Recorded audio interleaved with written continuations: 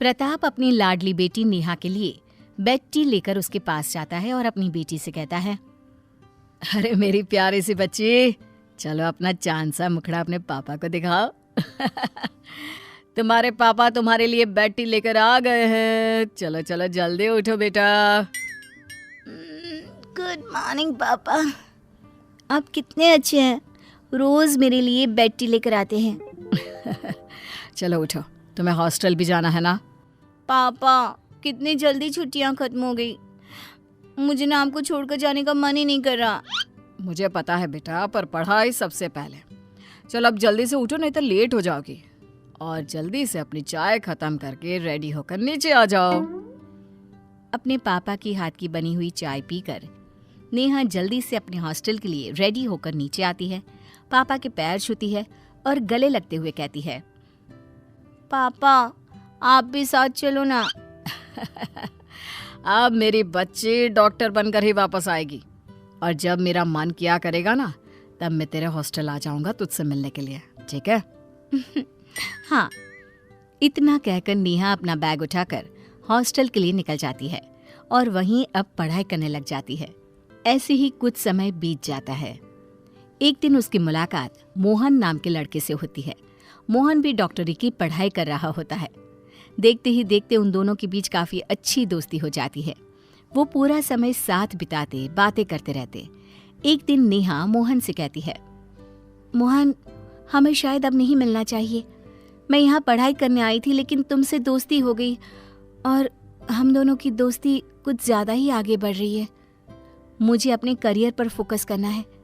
Please तुम भी अपने करियर पर फोकस करो और मुझे भी करने दो। पर नेहा, पढ़ाई से हमारी दोस्ती का क्या लेना देना? हम पढ़ाई कर तो रहे हैं और हमारी दोस्ती एक जगह है। नहीं मोहन, अब हम एक दूसरे से बात नहीं करेंगे। नेहा की ये बात सुनकर मोहन चुपचाप वहां से चला जाता है।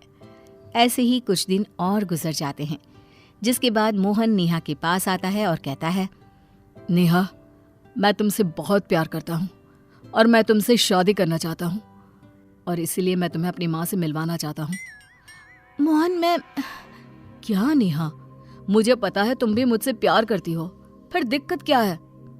मोहन, मैं तुमसे प्यार करती हूँ, लेकिन मैं यहाँ पहले अपने पापा का सपना पूरा करने आई हूँ, और वैसे भी पापा लव मैरिज के अगेंस्ट है।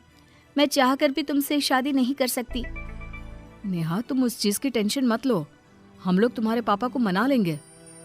इतना कहकर मोहन और नेहा अपनी पढ़ाई करने के लिए अपने क्लास में चले जाते हैं। अगले ही दिन नेहा के पिता प्रताप नेहा से मिलने के लिए उसके हॉस्टल आते हैं, जहां वो नेहा को मोहन के साथ देखते हैं और बिना उससे बात किए वहां से चले जाते हैं।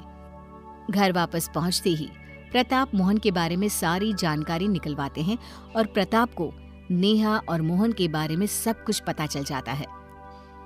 वहीं दूसरी तरफ नेहा की दोस्त प्रीति नेहा से कहती है, अरे नेहा, मैंने तुम्हारे पिता को देखा था, तुमसे मिलने आए थे क्या?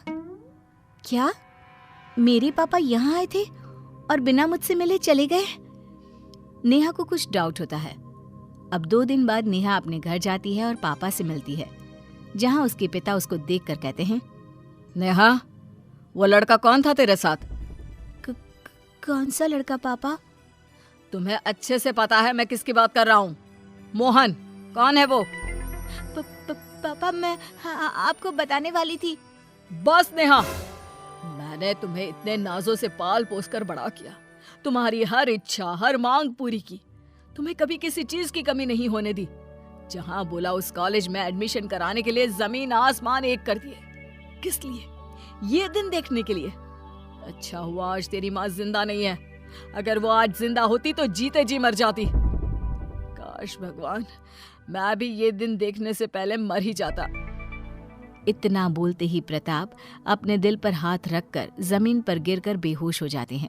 नेहा अपने पिताजी की ये हालत देखकर जल्दी से हॉस्पिटल लेकर जाती है, जहां डॉक्टर उसे बताते हैं कि उसके पिताजी को दिल का दौरा पड़ा है। ये सुनकर नेहा हक्की बक्की रह जाती है। ये मैंने क्या कर दिया? आज मेरी वजह से पापा जिंदगी और मौत के बीच पहुंच गए। पापा ने माँ और पिता दोनों का फर्ज अच्छे से निभाया और मैं एक अच्छी बेटी भी नहीं बन पाई। अब मैं एक बेटी होने का फर्ज निभाऊंगी। मैं अपना करियर बनाऊंगी और पापा के सपनों को पूरा करूंगी। नेहा अपने पिता प्रताप के पास जाती है। कुछ देर बाद प्रताप को भी होश आ जाता है और नेहा अपने पिता से कहती है, पापा मुझे माफ कर दीजिए, मैं आपसे बहुत प्यार करती हूँ और मैं आपको खोना नहीं चाहती। मैं वही करूँगी जो आप चाहोगे। मैं सिर्फ और सिर्फ अपनी पढ़ाई पर ध्यान दूंगी और एक बहुत बड़ी डॉक्टर बनकर दिखाऊंगी। आपको मुझ पर नाज होगा। ये सुनकर प्रताप नेहा को गले से लगा लेता है। इसी तरह 5 साल बीत जाते हैं। अब नेहा एक बहुत बड़ी डॉक्टर बन जाती है और एक अच्छे से बहुत बड़े हॉस्पिटल में काम करने जाती है, जहां उसकी मुलाकात एक बार फिर से मोहन से होती है। मोहन को देखकर नेहा की पुरानी यादें ताज़ा हो जाती हैं और वो खुद के आंसुओं को रोक नहीं पाती। नेहा को देखकर मोहन उसके पास आता है और कहता है, इतने सालों बाद तुम्हें देखकर अच्छा लगा, लेकिन तुम रो क्यों रही हो? छोड़कर तो तुम ही गई थी ना। मैं तो आज भी वहीं खड़ा तुम्हारा इंतजार कर रहा हूं। मोहन, मुझे माफ कर दो।